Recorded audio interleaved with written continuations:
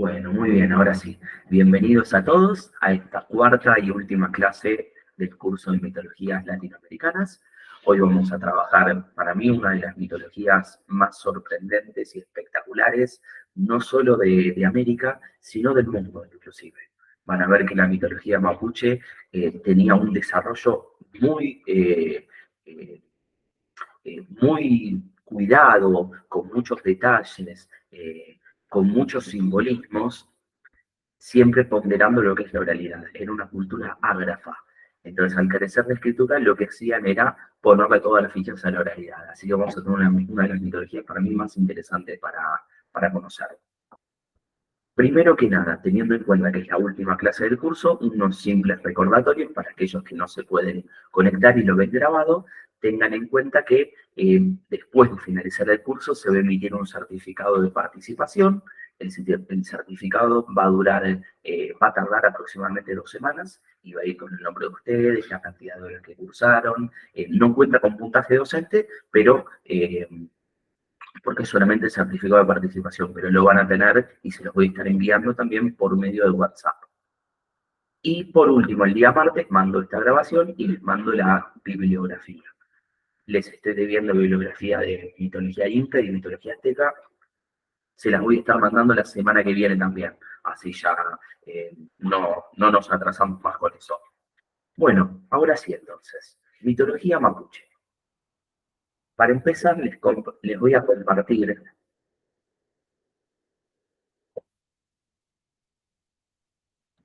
Vamos a chequear acá a ver si se están reproduciendo bien. Sí.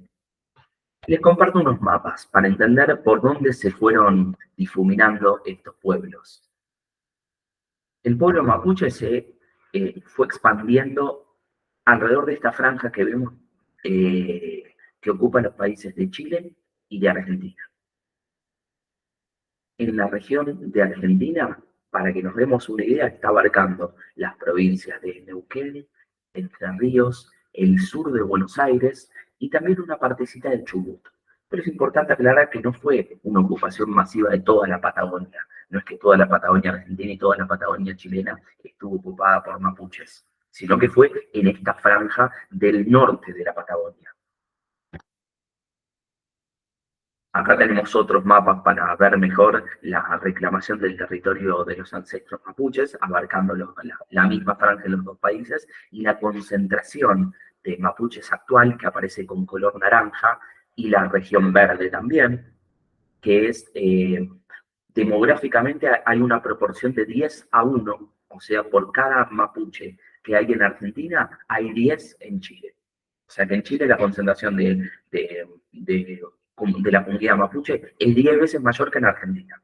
Pero así y todo, por el territorio argentino también hay muchas comunidades actualmente. Acá tenemos otro mapa para ver las nuevas comunidades, cómo quedaron conformadas actualmente.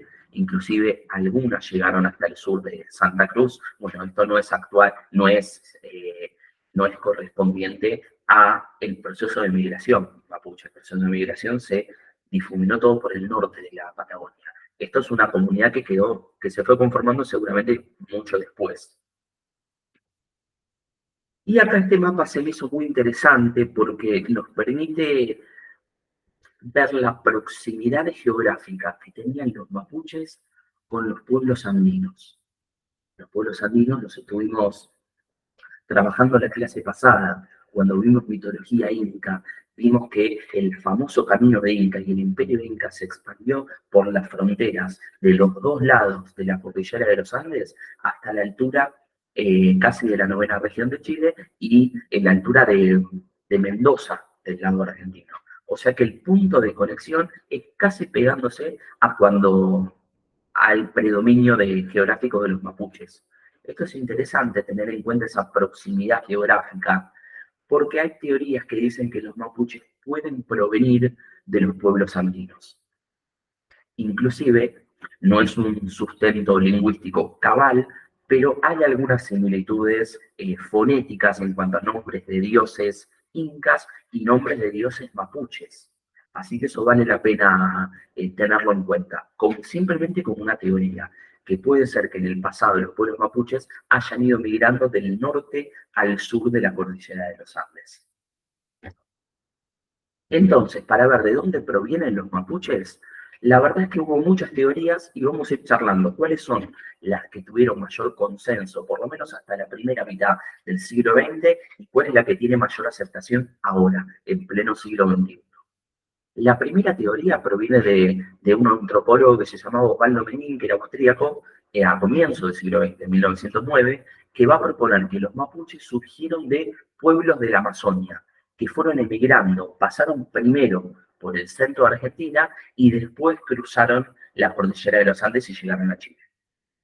La realidad es que, si bien hoy en día cayó en desuso esta hipótesis, había encontrado ciertas concomitancias, ciertas similitudes entre los grupos mapuches por rasgos lingüísticos, culturales y demás, con algunos grupos de la Amazonia. Entonces, de la Amazonia bajaron para la Patagonia Argentina y después cruzaron para territorio chileno. Esa es la primera hipótesis. La segunda es que fue la más aceptada hasta por lo menos la primera mitad del siglo XX, es la que propuso el folclorista y que era etnólogo, sobre todo, Ricardo Lacham. Ricardo Lacham, creo que era argentino, propuso que los mapuches habían migrado originalmente de la Pampa Argentina y después cruzaron la cordillera y llegaron al territorio chileno. En 1925, o sea que esta fue como la hipótesis más popular la primera parte del siglo XX. Los mapuches surgieron en Argentina y cruzaron para Chile. En 1925, esto es muy interesante también, lo que les decía en concomitancia de la mano, relacionado con los pueblos andinos, la hipótesis de Tomás Guevara en 1925 plantea que hubo un desplazamiento de norte a sur de los mapuches, que eran pueblos que vivían del mar, pescadores, ¿no?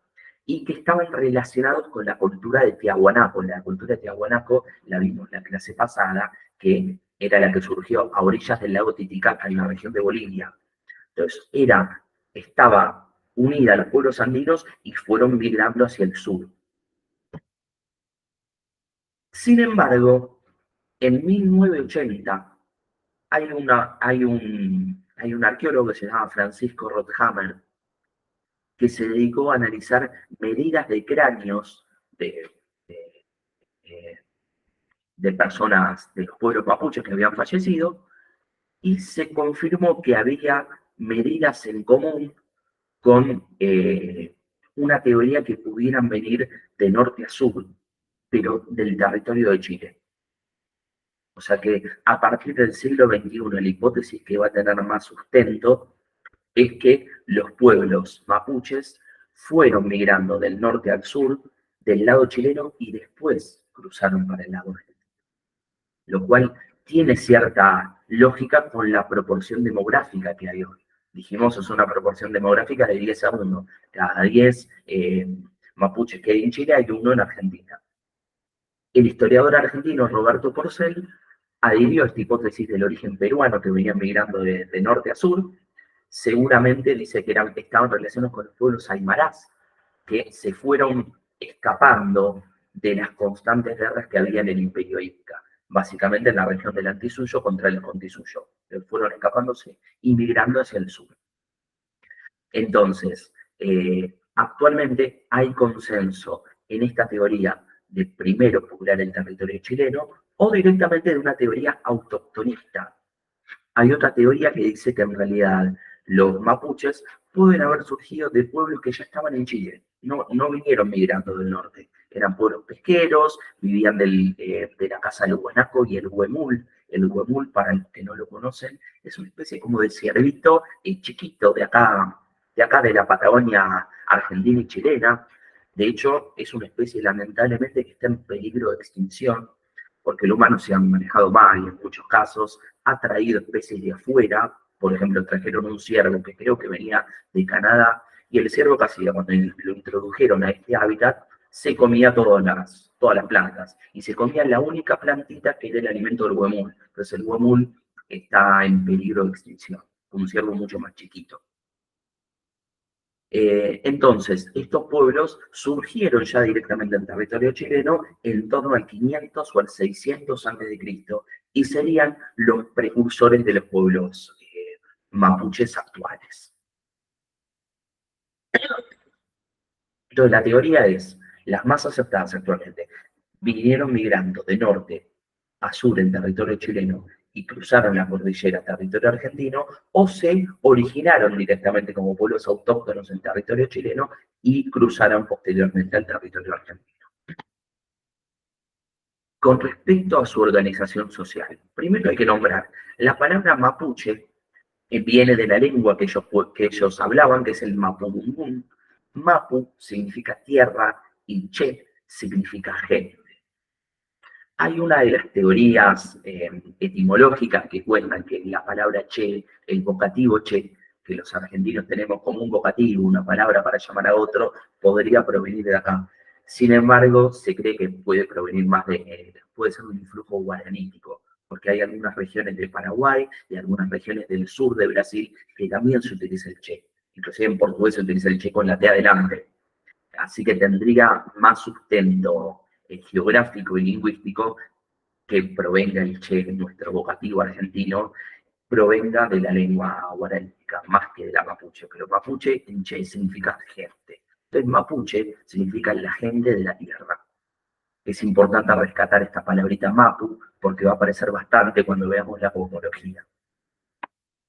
Ellos se establecían en pequeñas comunidades que le llamaban LOF, a esas comunidades LOF, L-O-F, y elegían, a veces lo elegían, a veces a veces era por descendencia también, o a veces era por atributos, elegían una especie de jefe que los representara, como un cacique que le llamaban el lonco. Lonquie era la palabra en mapudungún que se españolizó como lonco. Lonco sería el cacique de ellos. Pero hay que decir que fueron todas unidades sociales muy federales y con bastante grado de autonomía. No se constituyó una unión en el sentido de imperio mapuche, que hubiera una figura que comandara a todos, sino que cada pueblo, sí es verdad que con el paso del tiempo y sobre todo después de la llegada de los pueblos europeos a América, hubo ciertas unidades como alianzas, el famoso Huenchemapu, donde había como territorios aliados, pero si bien eran territorios aliados, cada uno tenía su propio cacique, no hubo un mandatario para todo, o sea que no podemos hablar de imperio mapuche. Vamos a ver que el mando no era, la cadena de mando no era para nada jerárquica, era bastante igualitario. Esto tiene que ver con después vamos a hablar de la MAPU, que es ese derecho consuetudinario que ellos tenían, que abogaba por la idea de igualdad. Todos somos iguales, nuestros espíritus son iguales, y así como nosotros valemos el mismo valor que nosotros tenemos, el mismo valor puede tener una planta, podría tener una roca, porque podría estar habitada por los mismos espíritus que nos habitan a nosotros. En un sentido de igualdad, estableció que el sistema de gobierno no fuera jerárquico, sino que fuera bastante igualitario y horizontal. Para comentarles un poco, en general el jefe era una sociedad patriarcal, donde el jefe de la casa, del hogar, era el hombre, que se encargaba más que nada de la agricultura y sobre todo de la casa, hacía cuidado del ganado también, sobre todo el ganado bovino. La mujer se ocupaba de las tareas domésticas, del cuidado de los chicos, pero también era la que se encargaba de enseñarles valores culturales a su descendencia.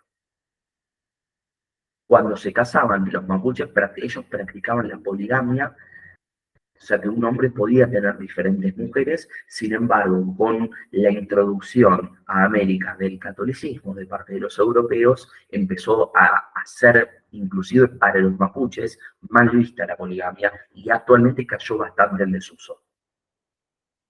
Cuando querían casarse, el hombre y la mujer dice que primero vivían en la casa de los suegros, la casa de los suegros del novio, y hasta que construyeran su vivienda que ellos le llamaban ruca.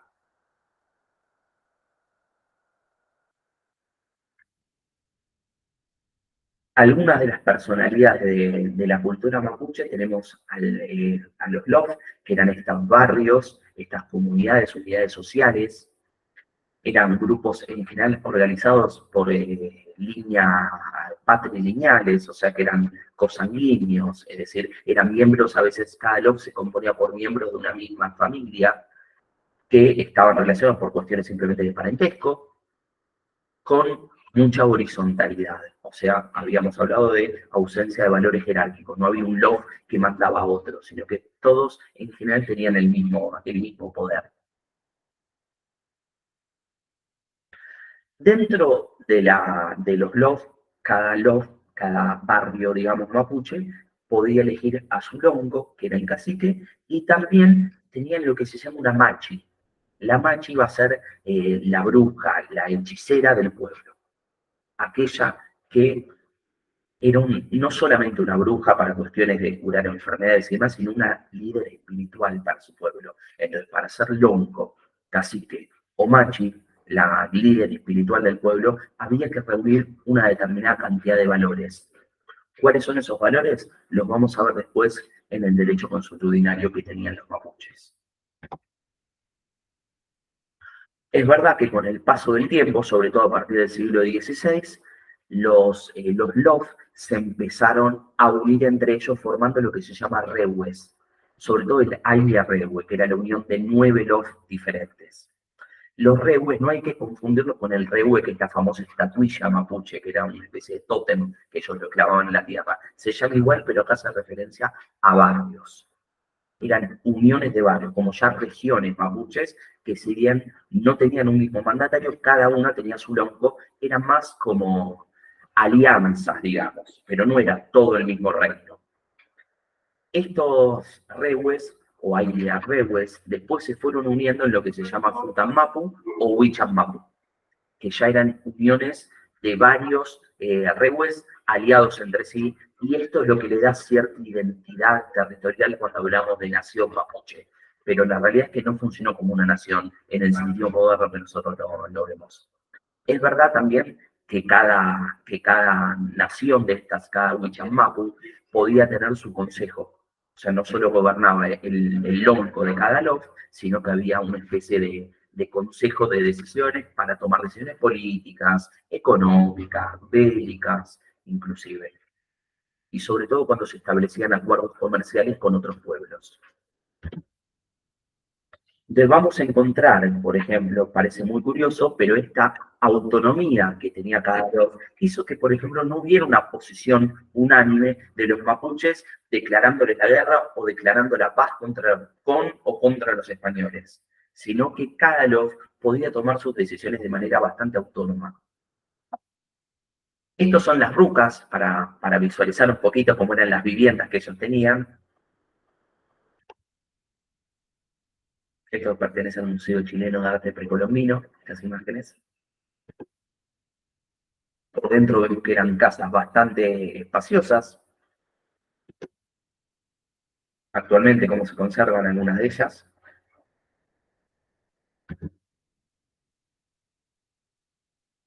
Y esto ya una decoración bastante más moderna, parece directamente un hotel en el Caribe, ¿no? Muy bien. Para charlar un poco de la cosmología, de cómo ellos ordenaban y entendían el mundo, era fundamental el papel de la Machi que era la llamada la hechicera del pueblo, la líder espiritual. Ella la consideran la mediadora entre el mundo natural y el mundo sobrenatural. Y para eso utilizaba una especie de tambor que el tambor mapuche lo llamaban un cultru. Ahora lo vamos a ver algunas imágenes, que es un tambor ceremonial en el cual se representa en la imagen sobre el cuero de ese tambor, se va a representar cómo estaba estratificado o regionalizado nuestro mundo.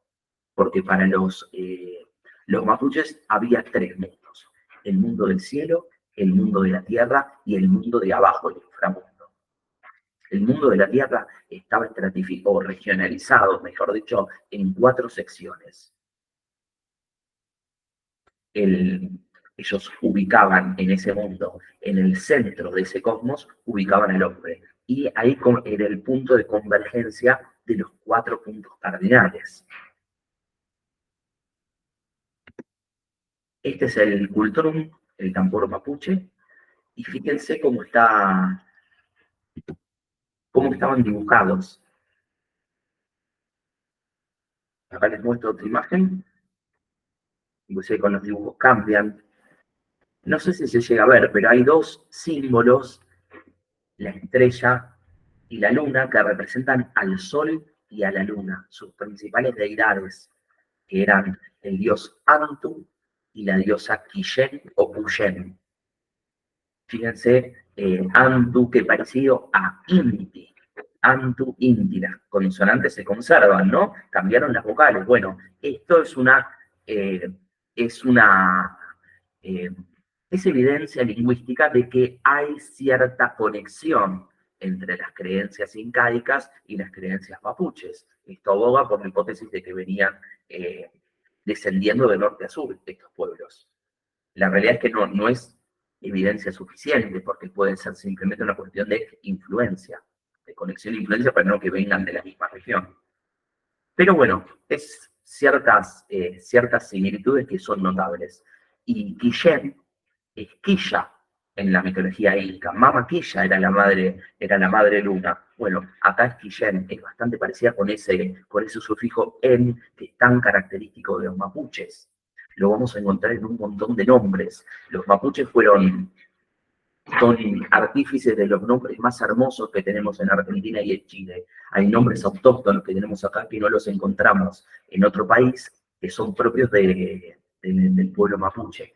Ailén, Ayelén, Ailín, Nahuel, que son nombres muy comunes, los vamos a encontrar solamente en Argentina y en Chile. A mí me pasó hace poquito, estando de vacaciones en Brasil, de hablar con una nena que estaba hablando con mi beba, y yo le pregunté, oh, ¿cómo estás? ¿Cómo te llamas? Y me dijo, me llamo Ailén. Yo dije, está raro, una chica brasileña, Ailén, y después viene la madre, y la madre era chilena. Y ahí me cerró todo. Estos 2 elementos son el dios Sol y la diosa Luna, Antu y Quillén. Y los otros 2 elementos son elementos de la Tierra. Esto forma lo que se llama el Meli Huitrán Mapu, las 4 regiones o 4 esquinas de la Tierra, del mundo. Mapu era la Tierra, ¿no? Eso es el significado del culto. Si bien las 4 regiones simbolizaban dioses de ellos, también simbolizaban energías. Por ejemplo, la luna podía simbolizar el agua.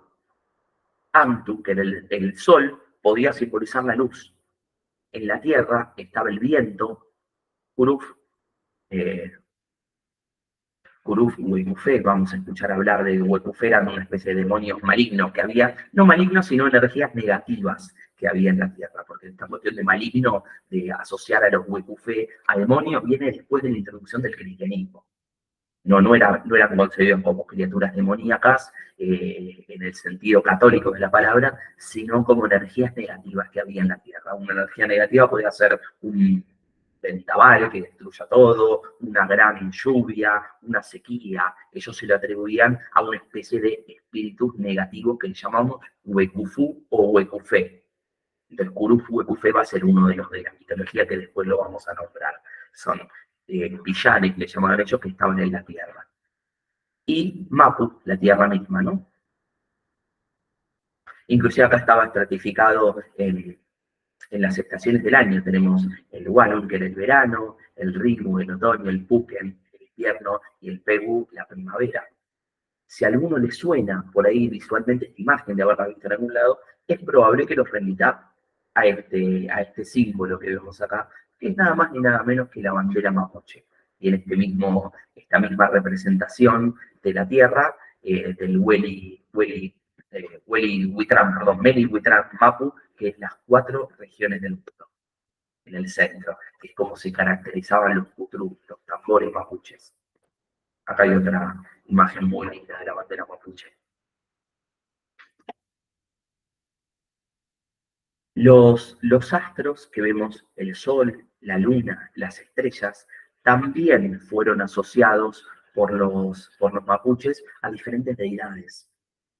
De a poquito las vamos a ir viendo esas historias de cómo se conforman esos astros que son los relatos cosmogónicos del pueblo mapuche, de los más antiguos que tenemos, inclusive, por supuesto, previos a la llegada de los españoles a América. Y ellos les hacían rogativas, les pedían cosas, les rogaban, orientaban sus rehues. Los rehues les voy a mostrar acá. Estos son rehues, esto que ven acá. Aparecían como escalonados inclusive, y en la parte de arriba, con cabezas humanas, eran una especie de tótem, como altares, centros de rituales mapuches. Y tenían que estar orientados hacia el oriente, hacia donde nacía el sol. ¿Por qué donde nacía el sol? Porque el este era asociado con el este y el sur, el punto este y el punto sur, cardinal, era asociado con energías positivas. Entonces había que orientar hacia allá, era donde nacía el sol. El sol era la fuente que da la vida, lógicamente. Sin sol no crecen las plantas, acaba el alimento, nos morimos de frío, nos morimos de hambre. Nosotros estamos vivos porque la Tierra está en lo que se llama la zona habitable. No está ni demasiado lejos del sol para que el agua se congele, pero tampoco está demasiado cerca para que el agua se evapore. El sol en la ubicación que está alejado de nosotros es lo que posibilita la vida. Entonces, para los mapuches también pasaba así. Gracias a Antu, el dios sol, la vida surge. Entonces, cuando nace el sol, nace la fuente que da los poderes de la vida. Por eso había que orientar la ruca, las casas de ellos y los rehues, había que orientarlos mirando al este.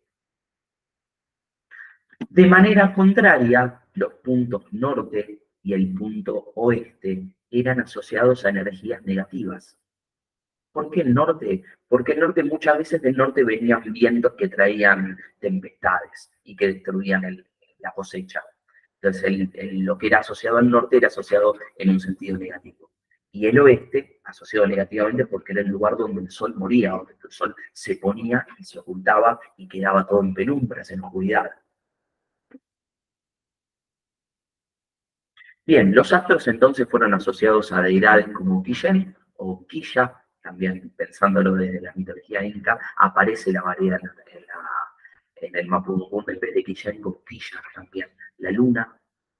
Hueñelfe, el lucero del alba sabemos que es Venus, esa luz súper especial que la vemos como una estrella, pero es un planeta que brilla durante 2 veces al día. En algunas épocas del año la podemos ver cuando empieza a amanecer, que ya es de día, es la última estrella que se ve en el firmamento, que no es estrella, es planeta, pero se ve como una estrella, y cuando empieza a anochecer, en el ocaso, en el crepúsculo, es la primera estrella que se empieza a iluminar. Entonces se ve 2 veces en el día. Acuérdense que los aztecas la asociaban a Quetzalcóatl y a Xolotl, a los hermanos gemelos, ¿no? Quetzalcóatl es el nacimiento de los hombres y Xolotl es el dios de la muerte.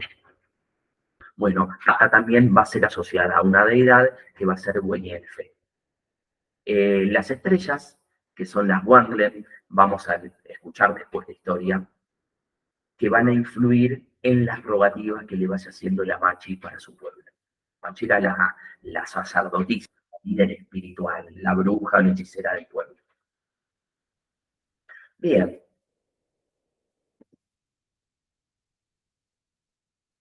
vamos a ver ahora los 3 mundos mapuches. Vamos a pasar con esta imagen. Acá se va a ver un poquito mejor. El universo para los mapuches estaba estratificado en 3 mundos. Hay toda una subdivisión mucho más compleja, pero simplemente para no complicarlo demasiado el panorama, decidí simplificarlo a el nombre de los 3 mundos. El cielo de arriba, la tierra de arriba, que se llama Wenu Mapu, Wena Mapu o Wenu Mapu, lo van a encontrar con la U final, que quiere decir la tierra de arriba es el cielo, es donde residen los principales villanes, los principales espíritus o las principales deidades en las cuales creían los mapuches, donde va a estar, por ejemplo, Genechen, el dios principal, donde va a estar Antu, el dios sol, donde va a estar Quillén, la luna, donde van a estar las estrellas. Nosotros, los seres humanos, estamos en el Nagmapu, que es la tierra de abajo del cielo, ¿no? Donde vivimos. donde viven los seres humanos. Y los mapuches creían que de la tierra abajo había otra tierra que era la tierra de debajo, el inframundo, que es el Minche Mapu. En el Minche Mapu, a diferencia de lo que podemos concebir en otras culturas, como estuvimos viendo en las otras clases, la cultura azteca, la cultura maya, la cultura inca, los muertos no iban a un inframundo. En el inframundo estaba poblado por otros seres que se le llaman Huecufú o Huecufé, que eran demonios. Después se asoció con la idea de demonios malignos, pero eran energías que causaban cosas negativas en la Tierra. Por una, por una de las historias que después las vamos a leer, los Huecufé lograron escapar del inframundo a la Tierra y hoy en día azotan la Tierra con cualquier calamidad que nos pueda acontecer, con terremotos, con volcanes, con alguna sequía, con alguna inundación, con algún maremoto, lo que fuera, eran los huecufes, esas energías o espíritus negativos que tanto mal le podían traer a la Tierra. Entonces, Huenumapu, la Tierra de arriba. El Nagmapu, la tierra donde viven los seres humanos, que estaba estratificada en esas 4 regiones que veíamos acá, en el Meriku y Transmapu. Y por último, el Minche Mapu, que era el infra. Yo les conté, los muertos no descendían del Minche Mapu. El Minche Mapu era para estos espíritus malignos que se les llama Volcufé. Después les voy a contar para qué pasaba con las almas de los muertos una vez que fallecían, que tenían un destino totalmente diferente. Bueno, adelantándome un poquito,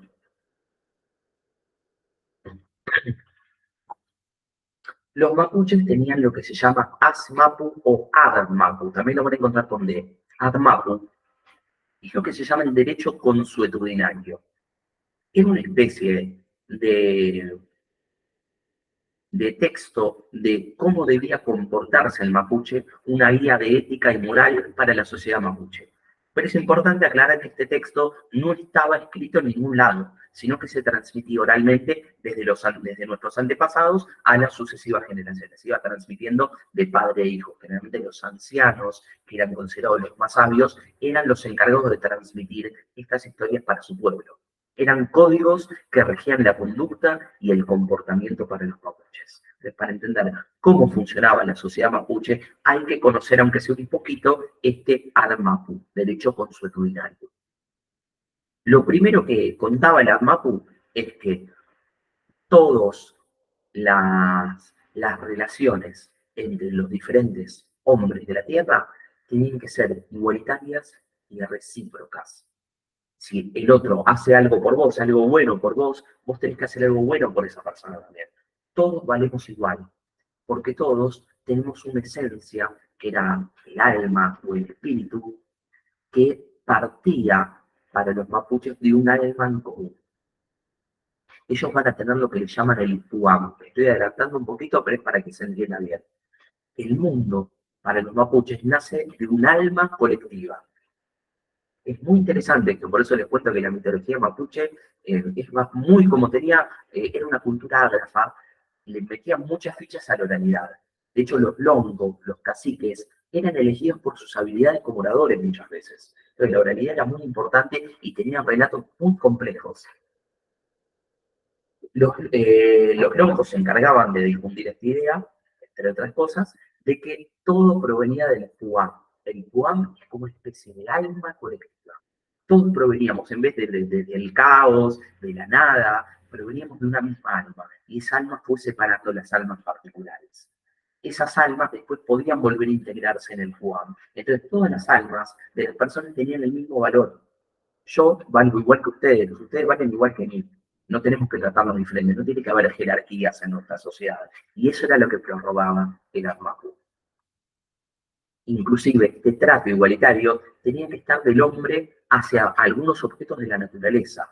Cuando el hombre utilizaba una piedra, alguna planta, tenía que pedirle permiso a la naturaleza para utilizar esa planta, explicarle por qué la iban a usar y dejar algún pago, que podía ser un poquito de maíz, un poquito de, qué sé yo, de algún grano que ellos tuvieran, alguna piedra de colores lindos, como un pago y agradecimiento por la labor que la naturaleza le prestaba. Había un trato igualitario hasta con los objetos, con los elementos de la naturaleza.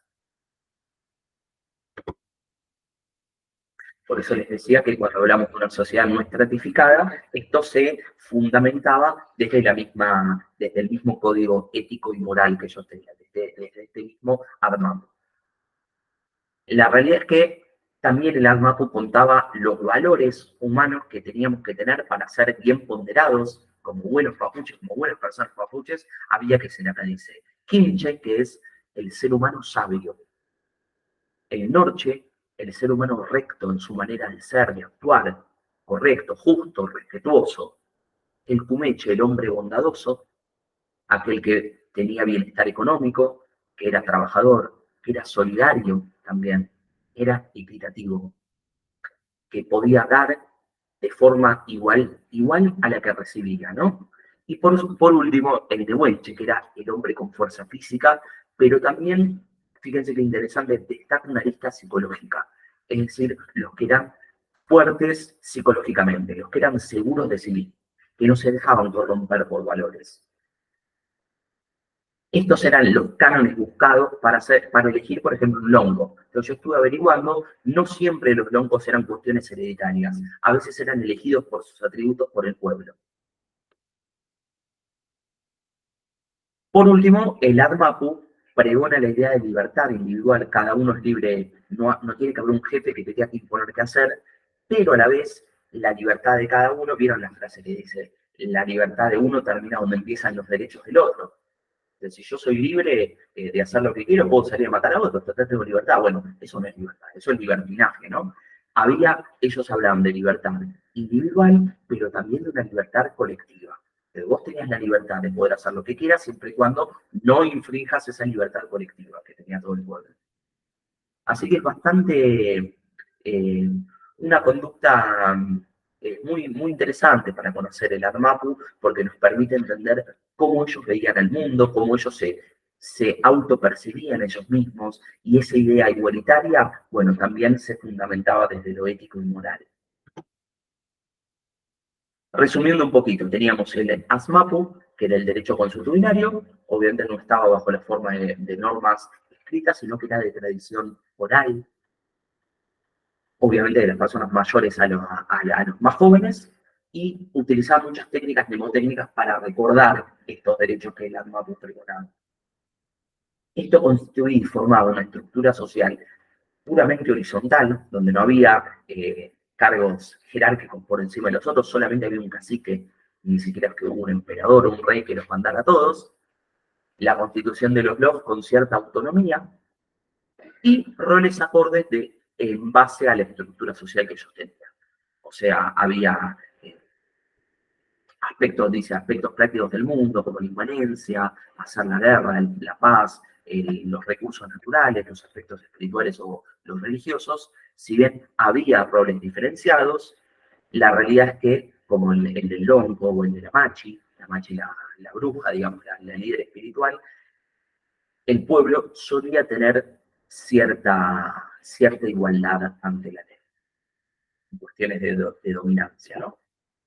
Bueno, ahora sí vamos a empezar a conocer eh, los relatos mitológicos. Hay una primera historia que yo la saqué de un libro, les voy a pasar la bibliografía, que se llama Cuentan los Mapuches, de César Fernández, que son recopilaciones de historias que César Fernández, Lucía Bolullo, quien fue mi profesora en una materia en la Facu en lingüística, tuve la posibilidad de conocer personalmente, Berta Wessler, que es una eminencia dentro de la recopilación de relatos mapuches, fueron entrevistando a diferentes pueblos mapuches y fueron recopilando esos relatos que son de tradición oral y los fueron pasando, traduciendo a nuestra lengua, para que esos relatos quedaran por escrito y no se perdieran con el paso del tiempo. Esos relatos vale la pena aclarar, son de Argentina, son de la Patagonia Argentina. Entonces vamos a encontrar relatos que aparecen en Argentina de una versión y su equivalente chileno. Por ejemplo, el que vamos a ver ahora cuenta el origen de dos lagos de Argentina. En Chile tenemos el mismo mito mapuche, pero que cuenta el origen de los chilenos. Se cree que originalmente la versión del mito chileno fue previa a la Argentina, donde tenemos las primeras deidades, el sol y la luna, el sol Antu, la luna Quillén o Cuyén, que empezaron a gobernar la tierra, se unieron en matrimonio y tiempo después de haber regido, sus principales hijos empezaron a querer rebelarse. Los hijos, sobre todo los primogénitos, los dos hijos mayores, empezaron a tratar de convencer a sus otros hijos menores de que el sol y la luna ya estaban grandes, ya estaban viejos, de que era momento de que ellos tomen el mando, e intentaron rebelarse. Dice el mito que al principio Antu, el dios sol, por pedido de su esposa, la luna, trató de calmar sus hijos, de hacer la vista gorda, bueno, no pasó nada. Sin embargo, los hijos, sobre todo los primogénitos, siguieron insistiendo y tratando de convencer a los hijos menores de rebelarse. Y llegó un momento que Antu no aguantó más y agarró a los dos hijos mayores del mechón de pelo que tenían los mapuches, que era en el centro de la corona de la cabeza, los agarró y los revolvió contra la tierra, rompiendo los cuerpos en varias partes y provocando dos grandes hoyos en la tierra. Dice el mito que la luna lloró tanto por la pérdida de sus hijos que esas lágrimas cayeron sobre los dos huecos que se provocaron la caída de estos hijos y se formaron el lago Lácar y el lago Loló de la Patagonia Argentina. Sin embargo, cuenta la historia que el padre Sol, Antu, les permitió volver a la vida, pero para pagar por sus pecados lo hicieron no con forma humana, sino con forma de serpiente. Y este mito cuenta el nacimiento, que después lo vamos a ver en la versión chilena de forma mucho más desarrollada, el nacimiento de las dos grandes serpientes en las que ellos creían. Ven ahí que dice Kai Kai Filú, y después tenemos el Tren Tren Filú. Filú o Bilu, también con P corta lo vamos a ver escrito. Bilu o Filú en mapudungun significa serpiente. La serpiente Kai Kai y la serpiente Tren Tren. La serpiente Kai Kai va a ser la serpiente marina y la serpiente Tren Tren va a ser la serpiente de la tierra. Entonces, ¿qué va a pasar? Cuando vengan grandes inundaciones, cuando los ríos y el mar se desborde e inunden la tierra, vamos a encontrar que es la serpiente Kai Kai que se está vengando de los humanos. Por otro lado, inclusive dicen que los mapuches escuchaban el nombre Kai, Kai, Kai, Kai, cuando esta serpiente estaba con su cola agitando las aguas e intentando destruir a la población. Y por el otro lado está la serpiente terrestre, que es Tren Tren, la serpiente de tierra, inclusive que habita en las montañas de fuego. Va a contar la historia de que nos va a prevenir. Precisamente cuando venga algún desborde, cuando venga alguna inundación, ante ese Kai, Kai, Kai, ella va a anunciar tren, tren, tren, tren, y le va a advertir a la población para que puedan escapar de esa región en peligro y ponerse a salvo. Inclusive después, con el paso del tiempo, estas dos serpientes fueron asociadas a las grandes catástrofes marítimas y terrícolas que ocurrieron en el pueblo mapuche. Marítima, culpa de Kai Kai, de la serpiente Kai Kai, era cuando había una inundación, cuando había un maremoto, qué sé yo, cuando se desbordaba un lago y anegaba todo. Y culpa de Tren Tren era cuando había algún sismo o cuando algún volcán entraba en erupción. Acá vemos un dibujo que representa al dios Antu, el dios Sol, y la diosa Cuyén, la diosa lunar. Esta es una representación también de Cuyén, la diosa luna, con el cultrum, con el tambor de los mapuches, que lo que hace es regionalizar los cuatro sectores de la Tierra, el mundo donde viven los humanos, del Mapu. Otra representación diferente, híbrida entre luna y mujer, de Cuyén. Y ahora vamos a pasar a un mito muy interesante, que es la historia de cómo se crea el mundo, que es la historia de Antu contra Peripillán. Pillán, acuérdense que era el nombre que ellos le atribuían a lo que nosotros les podríamos llamar popularmente deidades, los dioses. Los pillanes había dos tipos de pillanes para los mapuches. los pillanes ancestrales y los pillanes de nuestros antepasados. Estaban los pillanes que existían desde el origen de la Tierra, antes que se creen los humanos, que eran como las deidades, y también creían los mapuches que cuando nosotros moríamos, nuestra alma, si se purificaba y lograba un estado de purificación que se llamaba alwe, podría llegar a convertirse en un pillán también. Los pillanes en general residían en partes de la naturaleza, por ejemplo, podían residir dentro de un lago, sobre todo dentro de las montañas, y eran los que podían causar cosas negativas o cosas positivas, energías positivas o negativas para lo que pasa en la tierra. Conseguir tiempos de buenas cosechas, conseguir tiempos de que venga la lluvia y que el pasto crezca, el alimento se reproduzca, y épocas donde hubiera sequías, inundaciones y demás. En esta historia vamos a tener el enfrentamiento entre Andu, el pillán que representa el sol, el dios solar, y Peri, el pillán Peri-Pillán, que es el pillán que representa el fuego, pero no el fuego en estado de fogata, fogón para cocinar la carne y demás, sino el fuego que salía dentro de las montañas, el fuego, la lava, el magma, los volcanes. Son los dos en constante enfrentamiento. Dicen que en la historia mapuche siempre hubo enfrentamientos entre el sol y Peripillán, el Pillán de los volcanes, porque había constantes celos entre sí. Dicen que Antu envidiaba el brillo que tenía Peripillán, porque era el fuego, dice que brillaba más que el sol. Peripillán envidiaba el lugar de posición que tenía el sol, rigiendo a todos los planetas en el cielo, rigiendo a todos los astros en el cielo, y también quería vengarse de él. Entonces la bronca era mutua, según algunas versiones. ¿Qué pasó? Andu decidió casarse decidió tomar una mujer y eligió a la diosa Luna, a Pillet. Y esto despertó los celos de todas las otras mujeres que correspondían los astros, las que van a ser finalmente las estrellas. Entonces, Antu se termina casando con Pillet y empieza a recibir el odio de todos los otros dioses que estaban en el cielo. Descubre para su sorpresa que el que estaba fogoneando todo este enfrentamiento era Peripillán, que quería sacar a Antu de su poder. Y se van a enfrentar lanzándose rocas de una tierra, desde la tierra al cielo, del cielo a la tierra, y poniendo al Mapu, a nuestra tierra, en constante caos.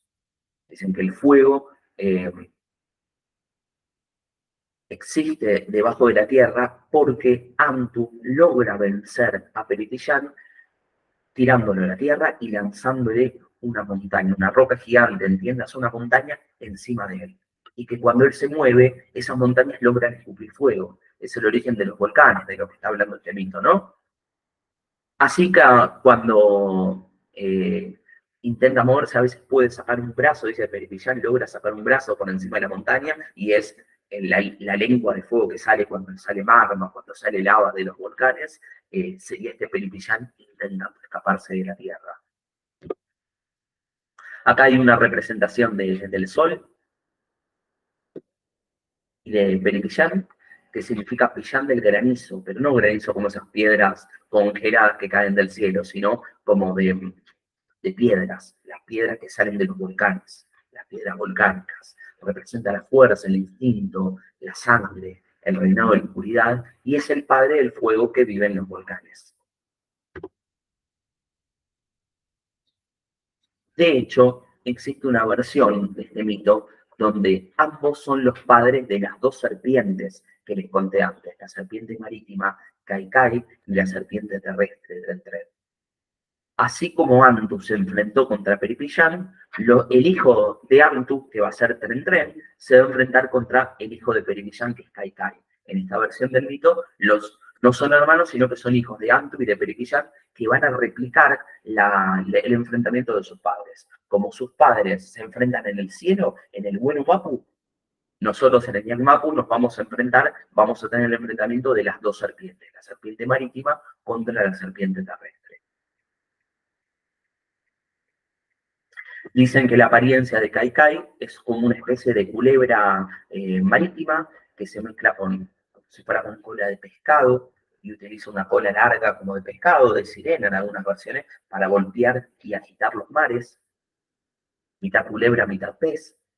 Y la apariencia de Tren Tren es como una especie de culebra gigante que reside dentro de las montañas. Así, el hijo de Peripillán va a ser, por intentar rebelarse a sus padres, va a ser convertido en Kai Kai, la serpiente marina. Y el hijo de Actu va a ser convertido en Tren Tren, la serpiente terrícola.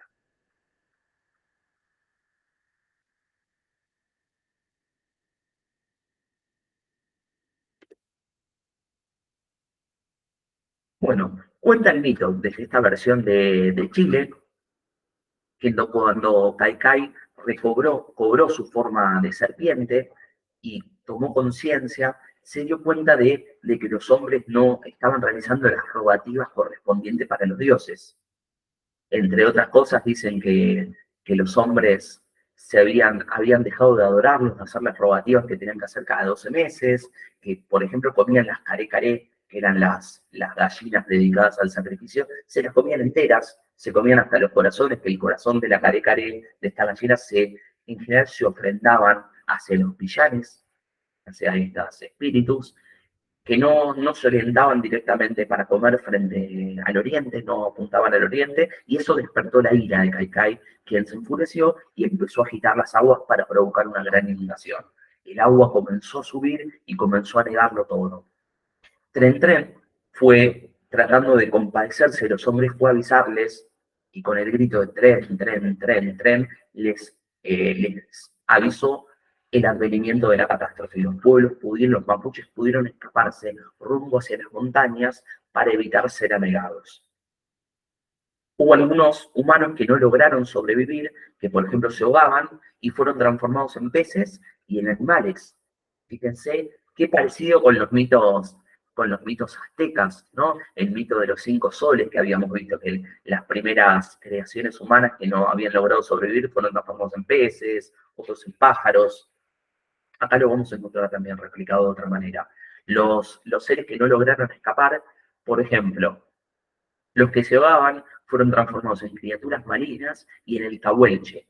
El cahuelche es es un híbrido entre delfín y persona. Cahuel significa delfín en mapungún y che, como mapuche, significa persona. Era un híbrido, una especie de ser que albergaba mitológico, por supuesto, de la creencia mapuche, que residía en las aguas y que era un híbrido entre humano y delfín. De otra manera, también los que se ahogaban fueron transformados en zumpal.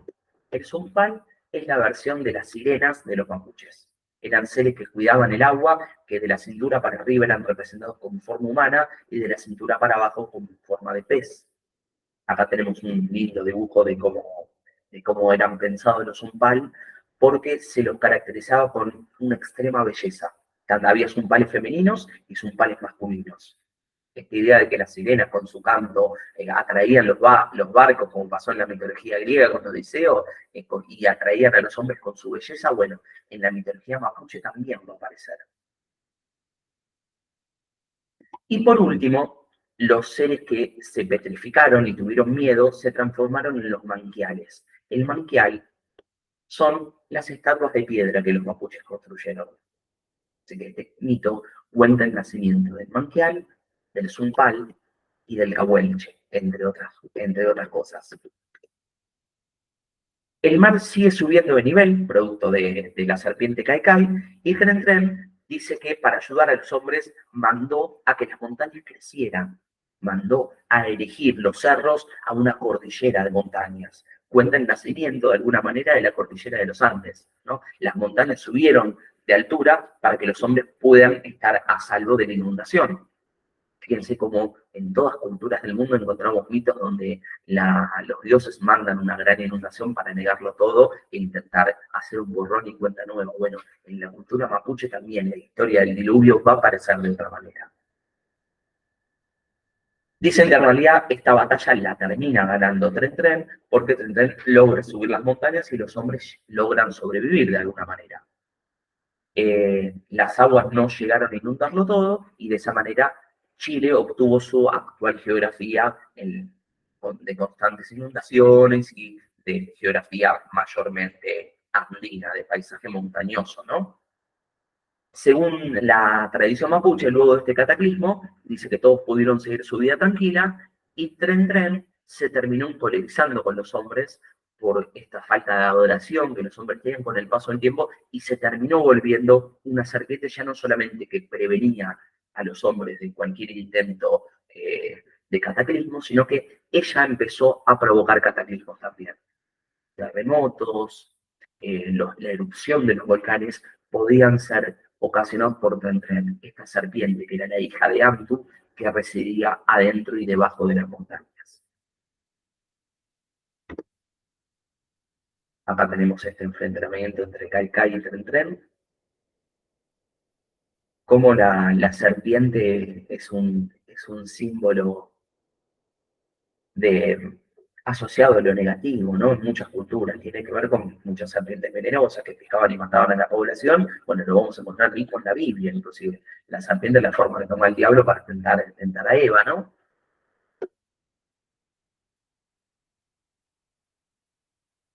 Esta imagen muestra el éxodo del pueblo mapuche a las montañas para lograr sobrevivir a la inundación. Y acá también fue la luna como testigo, las dos serpientes enfrentándose y los mapuches subiendo hacia las montañas. Bueno, entonces, ¿qué es un pillán? Habíamos hablado un poquito, son espíritus poderosos que estaban presentes en la religión mapuche. No hay que tomarlo como espíritus malignos o benignos. Yo sé que posteriormente se los asoció a los pillanes malos como cuestiones como demonios, pero esto tiene que ver ya con la introducción del catolicismo, ¿no? Donde los mismos mapuches asociaron estos conceptos de pillanes malos a diferentes tipos de demonios. Había pillanes buenos y malos. Los buenos los podemos asociar a deidades y los malos se los asoció posteriormente a diferentes demonios. La realidad es que había diferentes tipos de pillanes. Los pillanes antiguos, los que existían desde antes que se creara la vida en el mapa o en la tierra, y los pillanes de los antepasados, cuando nuestros espíritus, nuestras almas se purificaban, podían ascender y transformarse a algún tipo de pillán también, y podían residir dentro de los objetos. Por eso una roca, una planta, un árbol, era un objeto sacro, sagrado para los mapuches, era digno de reverencia y de adoración y era tratado como un igual que los hombres, porque el espíritu que albergaba a los hombres y que albergaba una roca, por ejemplo, era el mismo. Pero venían los dos de esa alma general, alma esencial y primigenia que le llamaban el puam. Am es el vocablo mapuche para mapungum, para alma, y pu es una marca de pluralidad, como una alma para todos, ¿no? Un alma colectiva. Y de esa alma colectiva fueron surgiendo nuestras diferentes almas, nuestros diferentes espíritus y, por supuesto, los diferentes pillanes. Acá los tenemos en esta representación residiendo dentro de las montañas.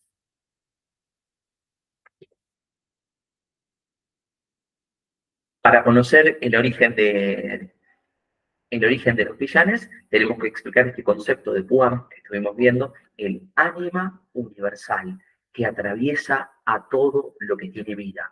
Todo lo que tiene vida incluía los objetos, los elementos de la naturaleza. Un árbol, un tronco, una roca, también era objeto de adoración. El Puam despertó cuando todavía no existía el tiempo, cuando el Wenumapu, que es el cielo, el mundo de arriba, todavía estaba oscuro. Esta alma colectiva, esta alma universal despierta y empieza a originar los espíritus antiguos que empiezan a poblar el Wenumapu, el cielo. Ahí van a ser Antu, van a ser Peripillán, van a ser Quillén, van a nacer las estrellas. De esa manera, Antu empieza a iluminar el cielo y el mundo empieza a tener luz. Cuenta la historia de que las estrellas no tienen tanta luz porque como intentaron vengarse de Antu, perdón, como intentaron vengarse, Antu las castigó y mandó a que el sol y la luna iluminen más y las estrellas iluminen menos. Existen los pillanes, son calificados por sexo también. Los pillanes son los espíritus masculinos. El equivalente femenino a los pillanes se le llama Wangulén. Entonces, Antu, el dios sol, es un pillán y Quillén, la diosa luna, es una Wangulén.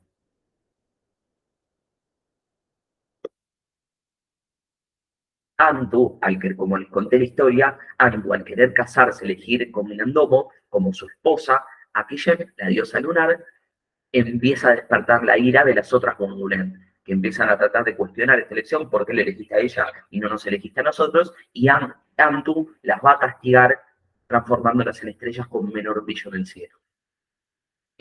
Finalmente, descubre, por supuesto, que el que estaba detrás de toda esta historia era Peripillán y lo va a enterrar debajo de la tierra. Peripillán, como les conté, va a ser aquel que, el padre de la Caica y Firu, de la serpiente marina, va a ser aquel que mueva la tierra, que intente despertar a los volcanes, que lance rocas, que lance magma, rocas volcánicas y que produzca esas grandes catástrofes. Este combate lo que produce es el desorden en el mundo. Lo que hacen que el inframundo de los mapuches, que no era donde iban los muertos, era donde estaban los espíritus malignos, los huecufé o huecufú, se les llaman, se quiebre y se conecte con la tierra, con el mapu, con el ñan mapu. Entonces, los espíritus malignos, los huecufé, pueden salir del inframundo en esta batalla entre Antu y Peripillán y pueden subir a la tierra y provocar los males. Entonces, los mapuches explicaban el cosmos como una especie de balance entre energías positivas y negativas. Las positivas eran los Pillán y las negativas eran los Huecufé. De esa manera se establecía el orden del cosmos.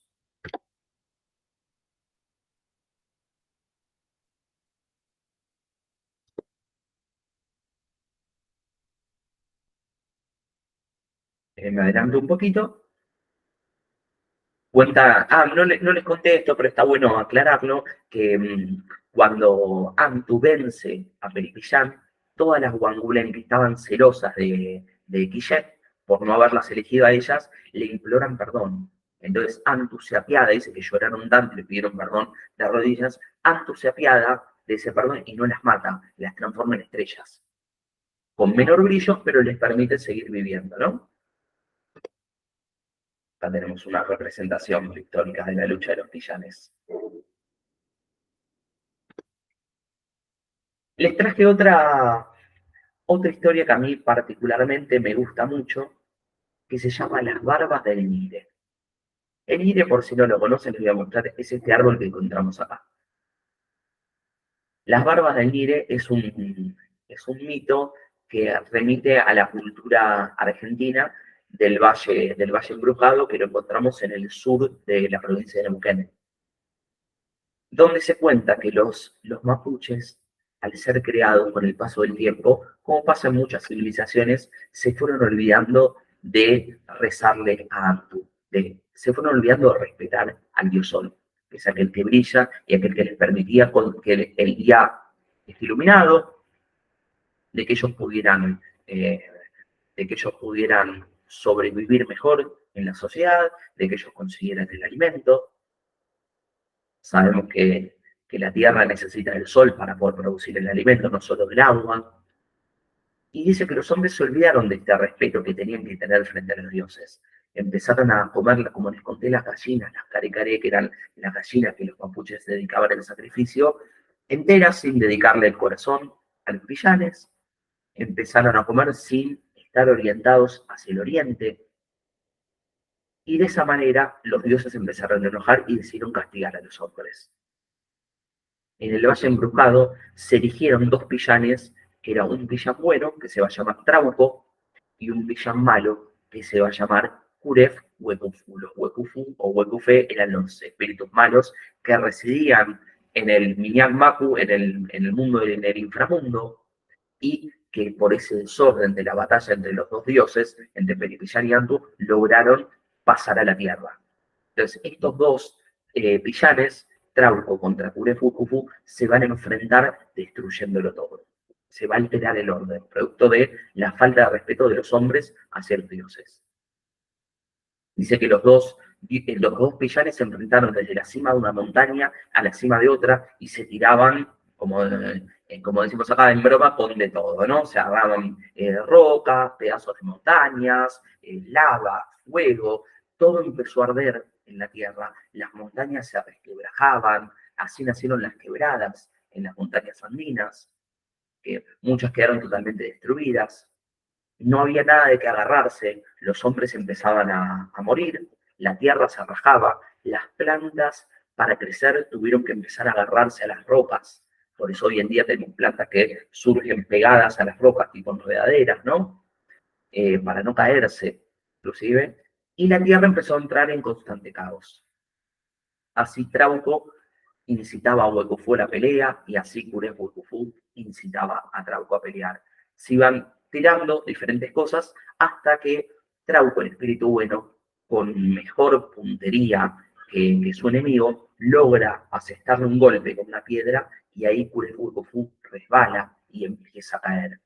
Se cae de la montaña y no tiene de qué agarrarse porque todas las piedras, todo dice que estaba todo prendido en llamas, no había de dónde agarrarse, las montañas se estaban destruyendo y en caída libre su barba, que medía, algunas versiones dicen que medía miles de metros o cientos de metros, se empieza a enredar en los árboles. Al no tener de qué agarrarse, no le quedaba otra caída, no tenía posibilidad de sobrevivir hasta que hay un árbol que hace que su barba se enrede en ese árbol y detiene finalmente su caída, en la parte de abajo de la tierra donde todavía no había llegado el fuego. Y de esa manera, Uref Huecufu logra sobrevivir a esta caída. Como agradecimiento a ese árbol le va a legar su barba, que va a ser por supuesto el Nire.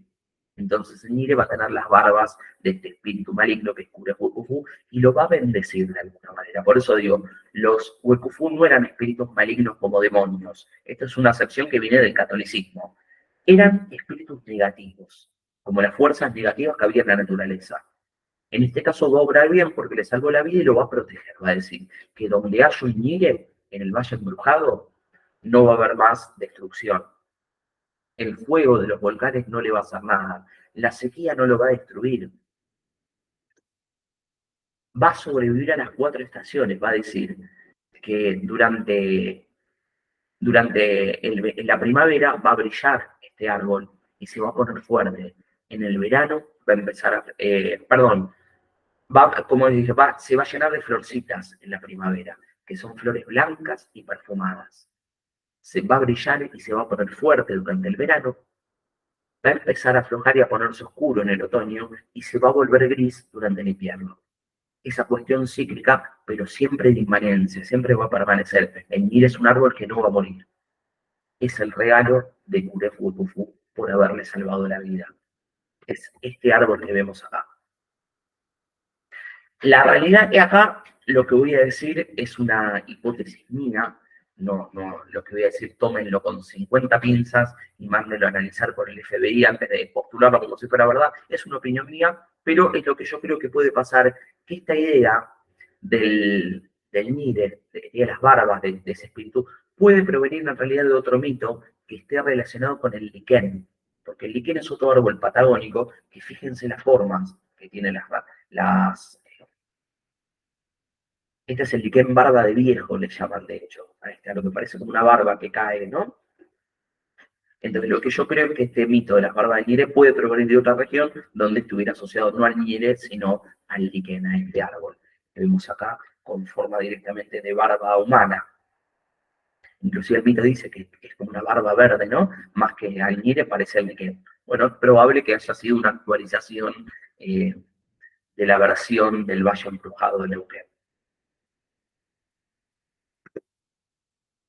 Bueno, haciendo otro apartado que me interesó bastante destacar, habíamos dicho que el inframundo de los mapuches no era el lugar para los muertos, el lugar donde residían los huecufé o huecufú, como este cura huecufú, que por el desequilibrio que hubo en la guerra entre Antu y Perillán, podían subir a la tierra, pero eran espíritus que tenían reservado esa tierra debajo de la nuestra. El inframundo no era el lugar donde iban los muertos. ¿Qué pasa entonces con los muertos? Vamos a conocer el ciclo del alma mapuche.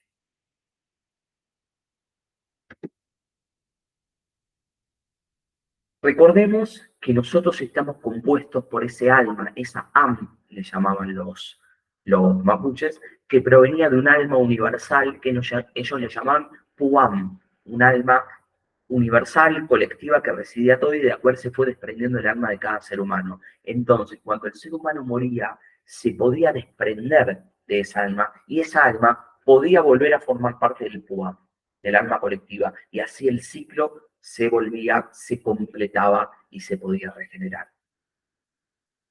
Creen los mapuches que todos los seres del mundo tienen alma. Tenían alma los animales, las rocas, algunos fenómenos de la naturaleza, los villanos, por supuesto, excepto los huecufu.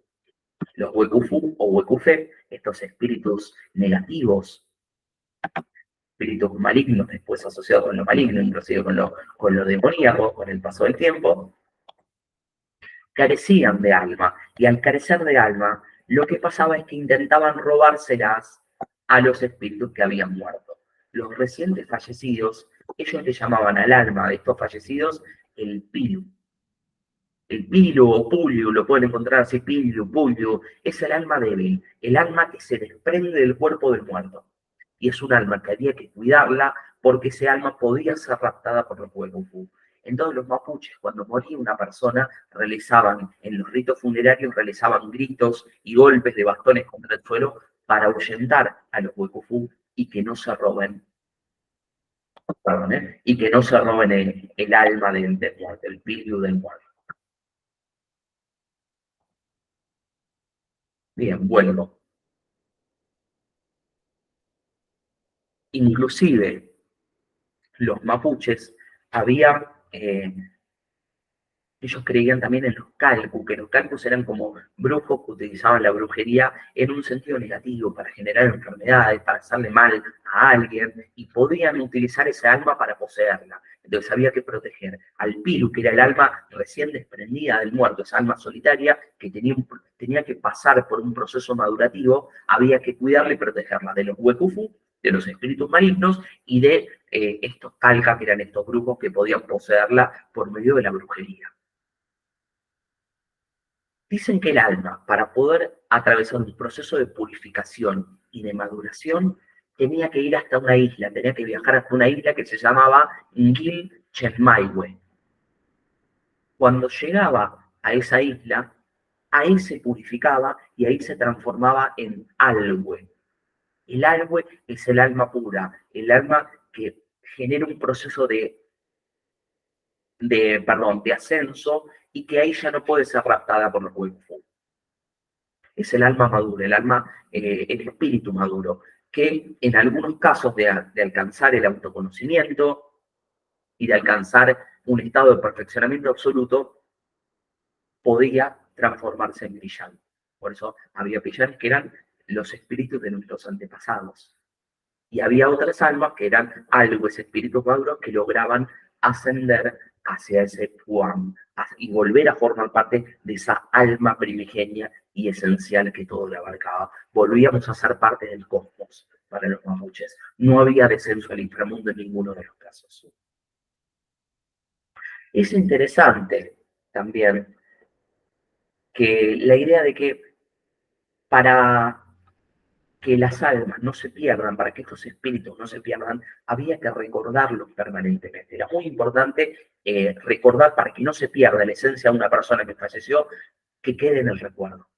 Por eso era muy importante para los mapuches tener hijos, tener descendencia, que sus hijos, sus nietos sean aquellos que los recuerden y que su legado permanezca en el tiempo. Era la forma de que su alma no muera, no desaparezca.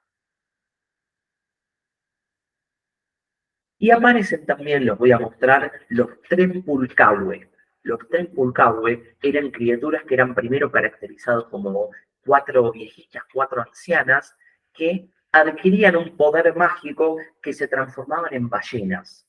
Y esas ballenas, como las vemos acá en esta imagen de los Trempulcahue, eran las encargadas de conducir al alma, al pilu, esa alma que recién se desprendía del cuerpo, a la isla donde iban a acceder a la isla Gil Chimaihue, que era la que les iba a transmitir ese proceso de transformación, de purificación, donde el pilu se transformaba en algo, un espíritu maduro. Estas ballenas, acá vemos otra representación, lo que hacían era transportar el alma. muy parecido, fíjense que es parecido a lo que hacía Caronte en la mitología griega, a lo que vamos a ver en varias mitologías. Siempre había un barquero, lo vamos a encontrar en la Mesopotamia no entre los ríos Corrientes y Misiones, sino en la región, en Asia, entre los ríos Tigris y Éufrates, por allá por Irak, ¿no? Irak, el sur de Turquía, parte de Siria, los pueblos antiguos en la Mesopotamia, los sumerios, los acadios, los babilónicos, creían en que había un barquero, algunos le llamaban, los babilónicos le llamaban Ursanadi, que transportaba las almas en el inframundo. Es la misma, el concepto de Ursanadi es el que va a ser Caronte en la mitología griega, ¿no? El transportador de las almas por la laguna Estigia. Inclusive había que dejarle un pago a los griegos, a los muertos les ponían dos óbolos, dos moneditas de oro en los ojos al cadáver, que era el pago para que el alma, el naniqué, el alma del muerto, le pagara a Caronte y le pagara el viaje al inframundo. Bueno, no hay evidencia arqueológica de esto, pero se cree por tradiciones orales que los mapuches también dejaban la paga. Le llamaban yancas. Al lado del muerto dejaban yancas, que eran como piedritas de colores, piedritas no preciosas, pero estéticamente muy lindas, que salían como paga para estas ballenas, para el Trempulcahue. Acá me voy a ir un poquito de tema, pero yo soy fanático, no sé si les conté, soy fanático de Star Wars, la Guerra de las Galaxias. Y hace poco salió una serie que se llama Ahsoka, de uno de los personajes, ¿no? Donde retoma una temática de otra serie de Star Wars que se llama Rebels, donde había unos seres que eran como ballenas gigantes, ballenas que navegaban por el hiperespacio y podían viajar de una galaxia a la otra. Entonces, fíjense en la serie Ahsoka, el personaje de Ahsoka va a viajar ya purificada como un alma blanca arriba de esos purgils que son esa especie de ballenas espaciales. Fíjense esta imagen de la serie Ahsoka de Star Wars, totalmente basado en la mitología mapuche. Así que para los fanáticos de la Guerra de las Galaxias, también tuvo influencia en la mitología mapuche acá. Y muy interesante también en la mitología de la isla de Chiloé, la mitología chilota, por supuesto, después de la llegada de las culturas europeístas, después de la llegada de los europeos a América, van a influir y van a transformar los mitos. Entonces, la mitología chilota no va a haber estas cuatro ballenas que se llamaban Trempulcahue, sino que va a haber un barquero que va a llevar a las almas hacia esa isla. Y a ese barquero había que darle un pago. Pero esto ya post-influencia española. Para la cultura mapuche, para poder terminar ese camino que recorría nuestra alma, había que conquistar el conocimiento en cuatro formas. Teníamos la creatividad, la imaginación, la intuición y la comprensión. Si lográbamos cumplir con este camino, podíamos alcanzar el conocimiento de nuestro ser y conocer cuál era nuestro fileu, cuál es nuestro verdadero destino. Y ahí nuestra alma alcanzaba ese proceso de iluminación, si quieren pensarlo en términos budistas, y podía de purificación, mejor dicho, y podía transformarse en un pillán, conociendo la creatividad, la imaginación, la intuición y la comprensión. Era el mejor destino que podía tener nuestra alma. Por lo tanto, no había una separación entre el espíritu divino y los seres humanos. La diferencia entre un Dios y nosotros era nuestra potencialidad. Alcanzando ese camino de autoconocimiento, nosotros también podíamos transformarnos en seres deíficos. Por eso, esta cuestión de somos todos iguales.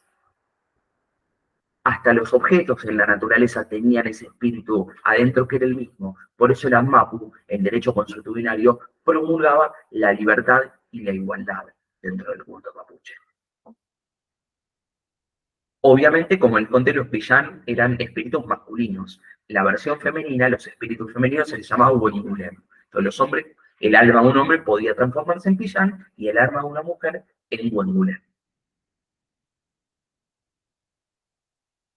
Y esto obviamente fomentaba, no lo dije, pero se desprende de esto, fomentaba el culto a los ancestros, recordar la memoria, recordar a nuestros padres, a nuestros abuelos, a nuestras antiguas generaciones era muy importante porque eran aquellos que habían logrado ascender al estado de deidad, los sabios, los que habían conocido, transitado ese camino de purificación y de autoconocimiento.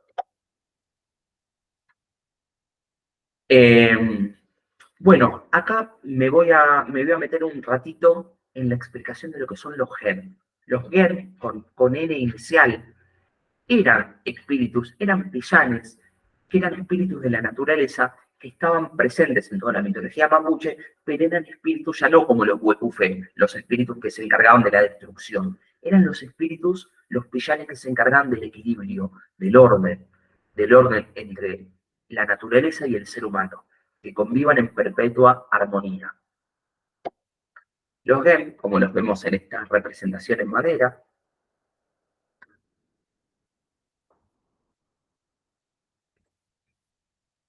hay un mito que cuenta su origen y tiene que ver con la creación del mundo mapuche después de la lucha de los villanes.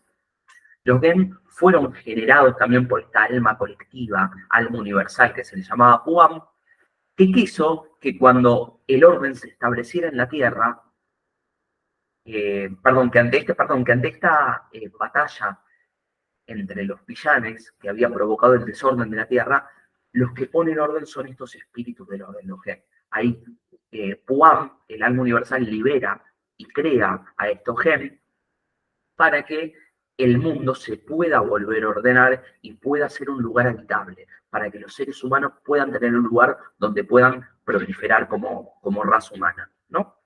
Entonces los Gen fueron los encargados de preservar la vida, el bienestar en la naturaleza, en los seres humanos, de traer salud, de traer tiempos de prosperidad, donde las cosechas crezcan, donde cada tanto lloviera para que todo no se secara.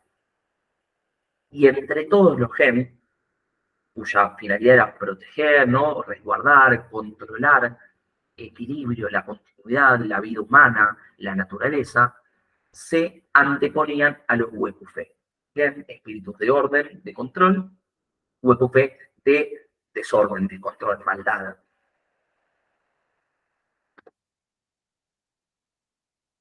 Y vamos a hablar también, bueno, antes de esto me gustaría aclarar una pequeña cosita, que es el respeto que había que expresarles a los Gen. Los Gen podían, como les dije, estos villanes podían residir dentro de objetos. Entonces, cuando vos, por ejemplo, un mapuche quería utilizar un objeto que fuera parte de la naturaleza, era necesario no directamente tomarlo, sino pedirle permiso al Gen que poseyera a ese objeto, a esa roca, a esa planta, a ese árbol, explicarle por qué ibas a utilizar esa planta, no simplemente por una cuestión de destrucción, utilizarla y a cambio dejar una paga. Dejaban un poquito de maíz, un poquito de, qué sé yo, de pan, algunos granitos de maíz, era lo que más solían dejar, y de esa manera podían hacer usufructo de la naturaleza. Hasta ese nivel llegaba el respeto de la cultura mapuche por la naturaleza, porque adentro de la naturaleza albergaban esos gen que eran los espíritus que permitían el orden, que la cosa continúe prosperando. Y dentro de los genes de estos espíritus va a surgir la figura de Genechen, que va a ser el mayor espíritu, el mayor gen, el mayor cuidador y velador del orden de los humanos, y para muchos la deidad principal, el dios principal del pueblo mapuche. Bien, Genechen va a ser aquel que vele para dirigir a los seres humanos hacia un buen camino. Va a ser aquel que los proteja, que se encargue de que cumplan las tradiciones del ANMAPU, del derecho consuetudinario, y va a ser aquel que va a lograr que los seres humanos puedan prosperar y no caigan en desgracia. Entonces, Genechen, fíjense cómo era representado en esta imagen. Esta es una imagen de Genechen. Aparece como dos cabezas en un mismo cuerpo, ¿no? Como si fuera un siamés. Era representado con naturaleza doble, no era masculino o femenino, era las dos, era masculino y femenino. Y en algunas versiones Genechen lo van a ver con 4 atributos. Acuérdense que 4 yo no lo dije, pero está bueno aclararlo. 4 era un número sagrado para los mapuches. 4 eran las regiones de la tierra. 4 van a ser las caracterizaciones de este dios Genechen. El hombre joven, la mujer anciana y el hombre anciano. Acá los vemos. Huenufucha, el elemento masculino. Huenucuche, el elemento femenino que formaba parte de Genechen. Huenuhueche, el elemento joven masculino. y Buenaulcha, elemento joven femenino. Genechén vive en el Huenuapu, en la tierra de arriba, en el cielo, donde representa el bien, al orden. Acuérdense que esta representación del orden la vamos a ver en muchos pueblos. Inclusive Zeus, en la mitología griega, era un dios ordenador. Por eso muchas veces lo van a llamar como Chau, que significa padre, o Kume, el padre bueno. Kume significa bueno, en Mapudungun. Cada vez que lo invocaban le ponían esos atributos a Genechén.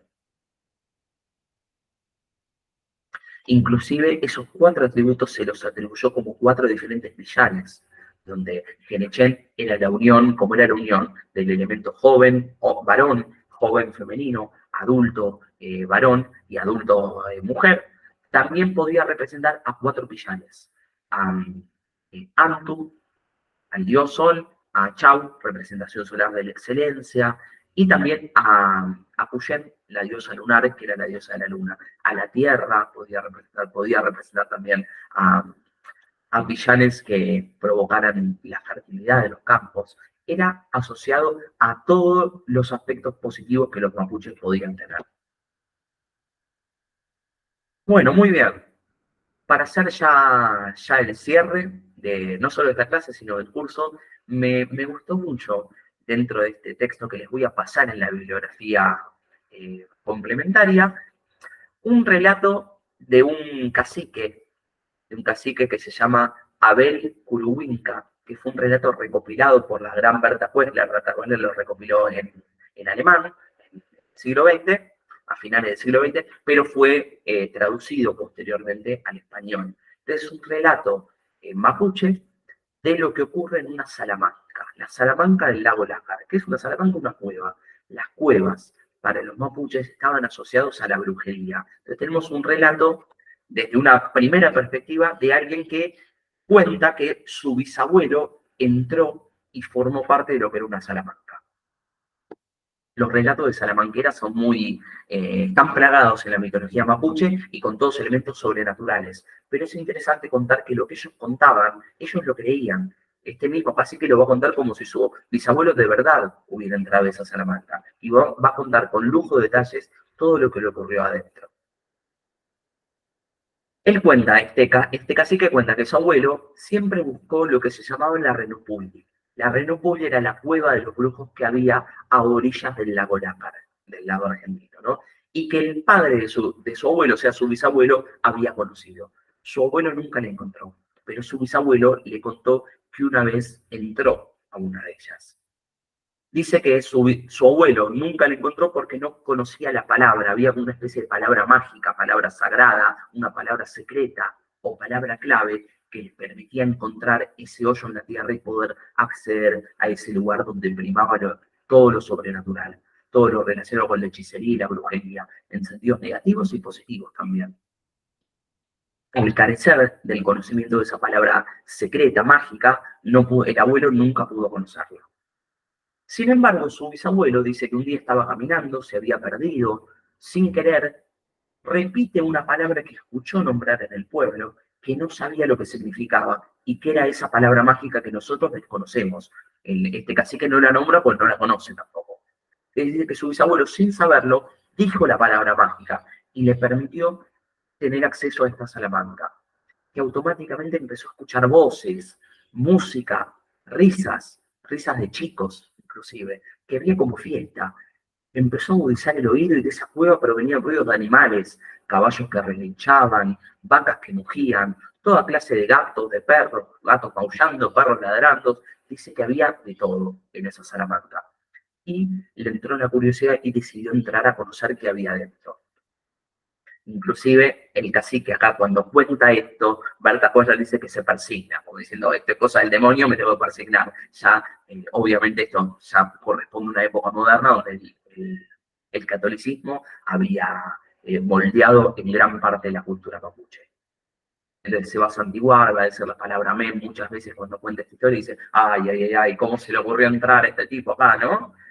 Dice que la cueva era muy grande, era enorme, tenía una cuadra de largo, una cuadra de ancho también, que tenía un techo enorme que podía llegar hasta la cumbre de la montaña, que tenía como diferentes habitaciones y resquicios de esa cueva y pasillos que conectaban con otras cuevas de otras montañas, como todo un submundo debajo de las montañas, ¿no? El bisabuelo se va a persignar de la sorpresa a ver todo lo que allí pasaba y va a ir contando una por una las cosas que fue viendo. Algunas puede contar y otras dice que no llega a poder contar, que no eran cosas que pudieran saber el resto de los humanos lo que pasaba ahí. Lo primero se va a topar con un cadáver ensangrentado y para poder salvarse de ese cadáver va a tener que decir la palabra secreta que dijo por casualidad, la palabra mágica. Después se va a cruzar con un sapo gigante que se le tira encima.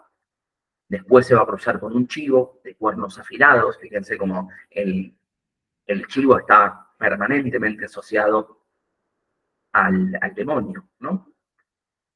De hecho, la palabra aquelarre, el aquelarre es lo que es una palabra de origen vasco, de la euskera, esa reunión que hacían las brujas en el bosque para invocar al demonio. Aquelarre significa en vasco el prado del macho cabrío.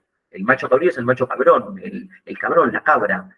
Por eso muchas veces el diablo aparece representado con patas y cuernos de cabra, ¿no? Está asociado la cabra al demonio. Bueno, acá también me aparece un chivo con cuernos afilados que lo va a tirar al suelo y lo va a lastimar. Después se va a cruzar con una víbora que se le va a enroscar en el cuello y lo va a intentar asfixiar. Aparece la víbora como elemento demoníaco acá también. Y de todos esos animales, este bisabuelo se va a lograr salvar pronunciando la palabra mágica. De esa manera los animales se van y le permiten seguir avanzando. Llega hasta donde estaba el salón principal, que es una escuela de hechicería, muy parecido suena muy a Harry Potter esto, ¿no? Donde van a encontrar principalmente a dos mellizos. Los mellizos en la cultura mapuche lamentablemente no eran bien vistos. Ha habido casos donde ha habido mellizos donde a uno de los dos se lo ha matado o mellizos donde a uno de los dos se lo ha regalado a otra familia. Tener mellizos estaba asociado a la brujería. Los mellizos eran como propicios para la brujería. Era pensado como un mal augurio, como algo demoníaco inclusive. Después del ingreso del catolicismo va a ser asociado con el demonio. Entonces los mellizos van a ser elementos propicios para estas salamanqueras. Los mellizos estaban aprendiendo brujería. Dice que todos hablaban el chilidú. El chilidú es la lengua de Chile, dice el cacique, pero acá se refiere a la lengua que hablaban los brujos, una lengua específica para comunicarse con los demonios y demás, y hacer brujería. Allí estaba lo mejor de lo mejor, lo dice con estas palabras. Allá se cantaba, se bailaba, se bebía, se gritaba, todo el mundo gritaba, todo el mundo estaba alegre, juguetón, los excesos, ¿no? Esta idea que en el infierno se la pasa mejor, ¿no? Lo vamos a ver en el Jardín de las Delicias, del Bosco, donde esa representación tríptica, la tierra y el cielo parece un embole, y en el infierno, en el inframundo, parece que pasa lo mejor de lo mejor. Todo el mundo canta rock, baila, disfruta, toma vino, el mundo de los excesos, ¿no? Ahí pasaba lo mejor de lo mejor.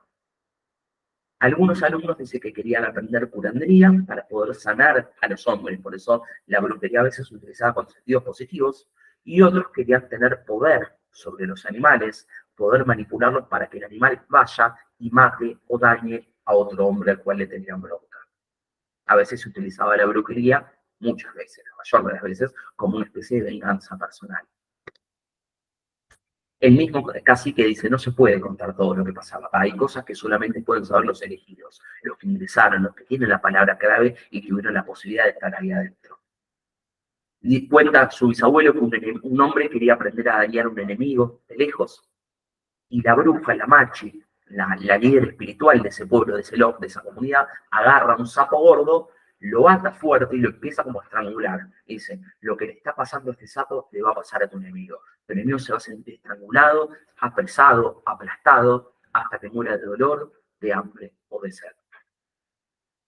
Otra mujer se acerca a la machi y le pregunta cómo puede hacer para enamorar a un hombre, el famoso amarre, ¿no? De la brujería. La machi se va a agarrar un sapo grande y le mostró cómo había que frotar la panza blanca del sapo por la cara de la persona que quisiera enamorar. Y por supuesto las palabras en el chilidú, la lengua de los grupos, que había que decir para que el hombre caiga rendido a sus pies. Otros querían hacer llover para fertilizar sus campos, para que no hubiera sequías, y dice que ponían los sapos panza para arriba, y ahí decían las palabras en chiludú, las palabras mágicas, y acto seguido comenzaba a llover. En otra pieza estaban los veterinarios, donde se encargaban de curar a los animales heridos, donde tuvieran heridas pútridas, heridas con gusanos. Dice la Machi que sacaba los gusanos y tiraba pedacitos de madera al suelo y los quemaba. A medida que quemaba cada pedacito de madera, lograba sacar un gusano hasta que la herida fuera cauterizada, y de esa manera el animal podía curarse y era desparasitado, ¿no? Dice que en un momento trajeron un Zainu, ahí que es un caballo enorme, grandote, negro, y tenía heridas con gusanos, y la Machi lo cura. Por último, una de las cosas más espeluznantes que ocurren en esa salamanquera, según este relato, dice que mucha gente iba para invocar al Anchimayén. Era una especie de espíritu, pero no asociado con algo demoníaco, diabólico, sino un espíritu que se usaba más para protegerse que para atacar a otro. Lo que le pasaba a mucha gente era que los ovejeros, los pastores que cuidaban a las ovejas, se terminaban comiendo a las ovejas, las cocinaban y se las comían. Entonces, para que no pasara eso, fíjense lo que hacía la Machi. Traían a chicos que eran robados en su mayor parte, les quebraban el espinazo, la espina dorsal, les sacaban las tripas y los cocían. De esa manera esos chicos, que obviamente morían, eran espíritus, quedaban achicados y quedaban sin estómago, ya no podían comer. Esos chicos eran los que te iban a traer a ovejeros que no se comieran a las ovejas, al ganado. Cuenta el cacique que todos estos eran cosas secretas que pasaban dentro de la salamanquera que nadie podía contarlas afuera. Si vos tenías un poder de hechicería y lo contabas afuera, a alguien que no formara parte de ese culto, de esa salamanquera, automáticamente perdías su poder. Entonces era todo esto un relato que corría a voces cerradas. Inclusive si los de la salamanquera se enteraban que vos andabas contando las brujerías que realizaban ahí adentro, te podían perseguir y te podían matar. Así que era a puro secreto esta cuestión. Mientras la Machi les contaba esto a sus alumnos para que no cuenten lo que acá adentro sucedía, el bisabuelo empezó a sentir que una serpiente le trepaba por el cuerpo. Dice que en un momento se le enredó en el cuello, y ahí cuando se la quiso sacar, la tiró al suelo, dijo la palabra mágica y empezó a perder la conciencia. Cuando se despierta, se levanta al otro lado opuesto del lago Lácar, al otro lado donde finalizaba la salamanquera. Él entró por el lado izquierdo y cuando se despierta va a aparecer ya afuera de esa cueva del lado derecho.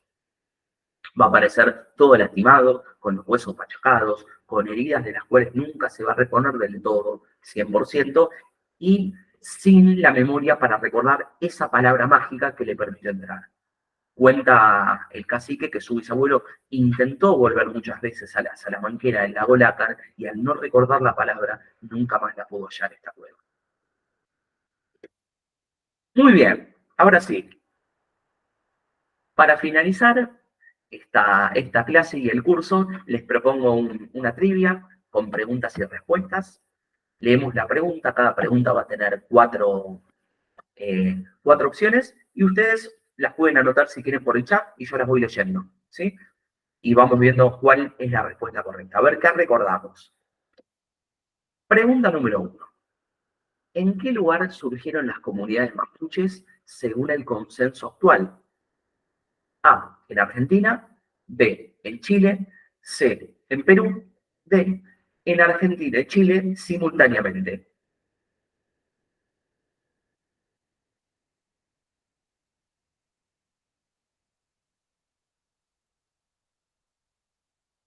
Me dicen C, Perú, muy bien. ¿Hay alguna otra opción?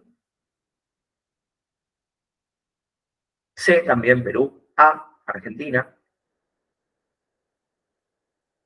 Bueno, si bien el consenso antiguamente en el siglo XX se creyó que podían provenir de la Pampa Argentina y después cruzaron a Chile, actualmente se cree lo contrario. La respuesta correcta era Chile. Inclusive la teoría autoctonista que surgieron específicamente en Chile es la teoría actualmente más aceptada. De Chile cruzaron los Andes y pasaron para Argentina. Así que la respuesta correcta era la B. 2. ¿Cómo le llamaban en Mapudungun en su lengua a las casas que ellos construían? A. Ruca. B. Lof, C, Longo, D, Mapu. Ahí Romina y Ana me dicen A, Ruca. Graciela también me dice, bueno, estamos todos de acuerdo y la respuesta es correctísima. Muy bien. Ruca era el nombre de las casas. Ruca en Mapudungun significa casa. Lof era el barrio donde ellos se reunían, las sociedades. Lonco era el cacique y Mapu significa tierra. 3. ¿Cuál de las siguientes premisas aparece incluida en el ADMAPU o derecho consuetudinario? A. Todos debían tener una parcela para sembrar maíz. B. Todos deberán trabajar en la mitad. C. Todos los ancestros deben ser olvidados. D. Todos los hombres deben ser tratados como iguales. Bueno, Romina, Ana y Graciela coinciden con la D. La respuesta obviamente es correctísima. Todos los hombres deben ser tratados como iguales. La mitad no era del territorio mapuche, sino que lo vimos en el trabajo que los incas realizaban para el inca, para el rey, y tenían su parcela de maíz. Eso viene más por la tradición inca que por la mapuche. 4. ¿Qué es el Wenu Mapu? A. El inframundo. B. El espacio que separa el cielo de la tierra. C. El cielo. D. Ninguna de las anteriores. El Wenu Mapu.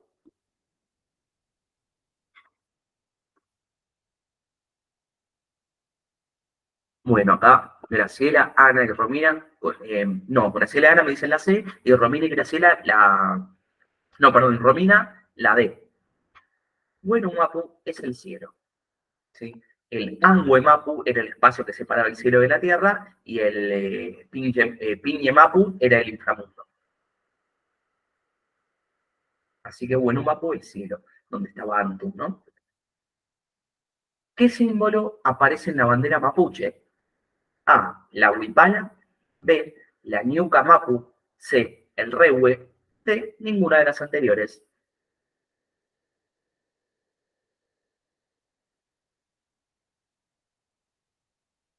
D, me dice Ana. ¿El resto qué opina? ¿Tenemos alguna? ¿Coinciden o tenemos otra opción?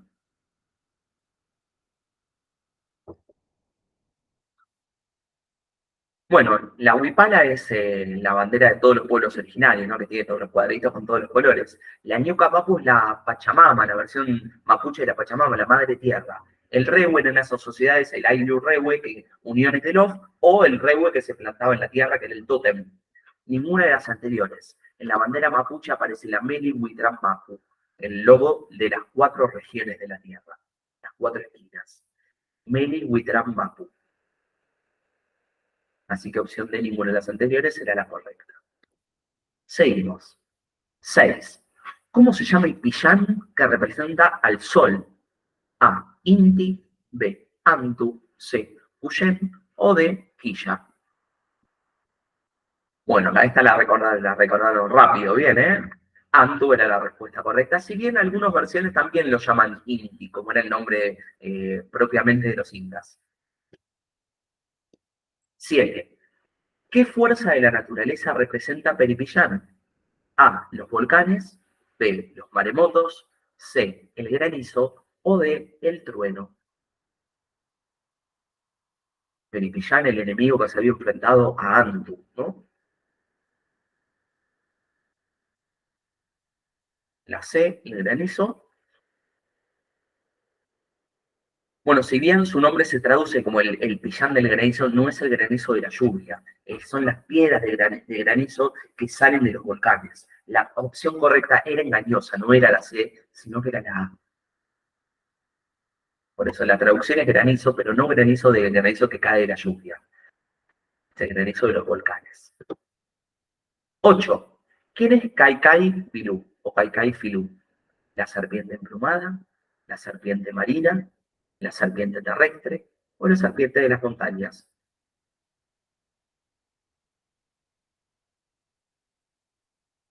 Kaikai Filú va a ser la hija de Peripillán y va a ser, como dijeron muy bien, dijo acá Romina, opción B, la serpiente marina.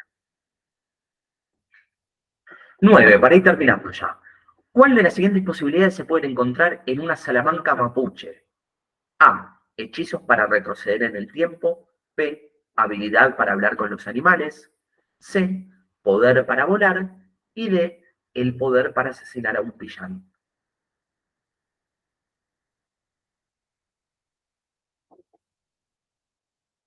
Es difícil esta, la dijimos de forma medio indirecta.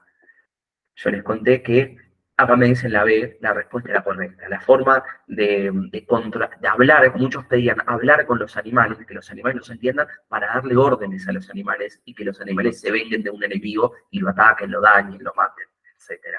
Así que muchos iban para intentar comunicarse con los animales. Y última, ahora sí, ¿qué es el alwe? A. El alma en estado de madurez. B. El alma cuando se desprende del cuerpo del fallecido. C. El tótem que se le erigía al fallecido. Y D. Las ballenas que conducían el alma del difunto. Algue. Además de una marca de papas fritas de acá, de Argentina. A. El alma en estado de madurez. Exactamente. El alma primero se le llamaba Pilu cuando se desprendía del cuerpo y cuando iba a la isla de Gil Chimayhuén, podía atravesar ese proceso de purificación y alcanzar ese estado de madurez y ya no ser robada por los huecufú o los calcas, o utilizada por los calcas. Ahí podía transformarse en algo o podía reintegrarse con Puam, el alma universal, o podía transformarse en Pillan. Así que la respuesta correcta A, el alma purificada en estado de madurez.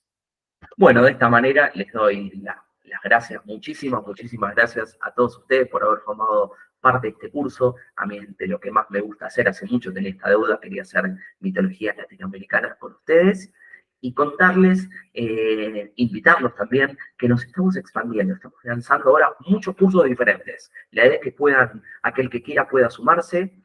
Si les gustó este, yo les cuento que voy a dar otro. Tenemos curso, por ejemplo, de lengua jeroglífica que va a dar el profe Bruno Allen Méndez, que es profesor de historia del Zoo de la UBA, con especialidad en egiptología, un curso para aprender a leer jeroglíficos egipcios, así que una locura absoluta, un curso que se va a dar a partir de octubre, quedan todos más que invitados. El de voces ancestrales que le vengo pidiendo, le vengo rogando hace meses a una colega mía que es licenciada en letras, que se llama Zulinda Pino, que es especialista en literatura indígena, que haga un curso conmigo y la convencimos, así que lo súper recomiendo. Voces ancestrales, literatura indígena latinoamericana. No solo porque sabe muchísimo Zuli, sino porque sabe contarlo. Tiene mucho feeling, mucho timing, muchas veces la mandan a conducir medios, conduce eventos y demás, pues tiene mucha cancha para divulgar. Y lo hace muy entretenido y muy ameno también, y una mirada muy respetuosa hacia los pueblos originarios. Así que si les gusta esta cuestión de la mitología latinoamericana y conocer más de nuestras raíces, les recontra recomiendo Voces Ancestrales, Literatura Indígena Latinoamericana. Lo vamos a estar dando en noviembre. 15, 22, 29 de noviembre y la última clase cae el 6 de diciembre. A las 18 horas, para hora 5 conmigo hora de Argentina, pero igualmente aquellos que se quieran sumar y no puedan conectarse en el horario, pues día viernes, lo vamos a grabar, por supuesto. Así que cada inscrito va a tener todas las grabaciones. Acá me hacían una pregunta.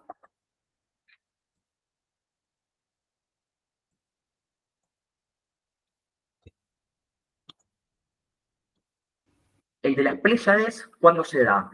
Vamos a ver el de. Tengo otro, acá voy a mostrar. No es solamente las Pléyades, sino que es el de numerología. Mi compañera Abril Candia, también futura licenciada en letras de la UNSAM, que por ahí ustedes la conocen, dio conmigo el curso de mitología y astrología. Ella es experta en numerología también. Así que ha hecho muchos cursos de numerología y la he convocado para dar un curso que se llama Numerología, el poder de los números. Así que a aquel que le interese, un curso súper recomendable, porque Abril sabe muchísimo y está súper canchera para dar estas clases. Ella va a estar los días sábados 16, 23, 30 de noviembre y 7 de diciembre a las 13:30 horas de Argentina. Aquel que no pueda asistir y le interese, igualmente el curso se va a grabar, por supuesto. Así que quedan invitados a Numerología, el poder de los números. Sumé también curso de gramática cuneiforme sumérios. Para aprender a leer los cuneiformes sumerios, conseguí a un sumeriólogo que es profesor en historia, se llama Federico del Elisire, que sabe muchísimo, ha publicado muchas traducciones de diferentes estelas sumerias y demás, que se va a encargar un curso de 2 meses, introducción a la gramática sumeria también, y bueno, no puse fecha porque tiene diferentes opciones de fechas para realizar a partir de octubre y noviembre. Así que quedan también invitados. Y por último, lo que les haya gustado mis cursos, yo voy a dar uno también en noviembre, los mismos días que el de numerología, pero en diferente horario, 16, 23, 30 de noviembre y 7 de diciembre, sobre Pompeya. No sé si va a vender o no, pero tenía muchas ganas de hablar de Pompeya. Pompeya es una ciudad que me parte la cabeza. No es el Foro Romano, que es un pedacito de columna. Pompeya quedó petrificada en el tiempo. Para que se den una idea, tiene hormas de pan carbonizado que quedó petrificado de color negro, hasta con el sello que le ponía el panadero. O sea, es una ciudad detenida en el tiempo y vamos a analizar su mitología, sus grafitis, los diferentes lugares que la acompañan. Vamos a hacer un recorrido virtual súper completo, dedicado específicamente a una ciudad de la clase alta que se daba todos los lujos. Así que a aquel que le guste, le súper recomiendo también Pompeya, Maravillas del Pasado. Bueno, voy a dejar de compartir ahora sí. Por último, les quiero agradecer muchísimo a todos. A mí son cursos que me llevan mucho tiempo. Ustedes saben que me vengo acá, por ejemplo, ahora estoy de mis papás, porque tengo una nena chiquita en casa, me consume mucho tiempo y me es muy difícil prepararlos, pero la verdad es que lo hago con mucho gusto. Me gusta mucho poder abarcar estas temáticas, poder laburar de lo que a mí me gusta, y eso es gracias a ustedes. Si ustedes no estuvieran acá, no estaría pudiendo hacer estos cursos. Así que no tengo más que palabras de agradecimiento y quiero quedar a disposición para todas las dudas, las consultas que tengan. Ustedes pueden ver las clases grabadas de vuelta y me pueden consultar lo que necesiten por WhatsApp, que siempre voy a tratar de estar ahí para darles una mano en todo lo que necesiten. Así que bueno, ahora me quedo con ustedes para dudas, consultas y voy a terminar la grabación. Les quiero mandar un abrazo muy grande a todos y espero, ojalá tenga la posibilidad de volver a cruzarnos en otro de los cursos.